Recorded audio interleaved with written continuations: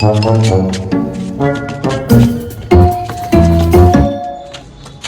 يوم مش عادي، النهارده يوم عيد ميلادي ومحدش جاب لي حاجة. اه ايه ده؟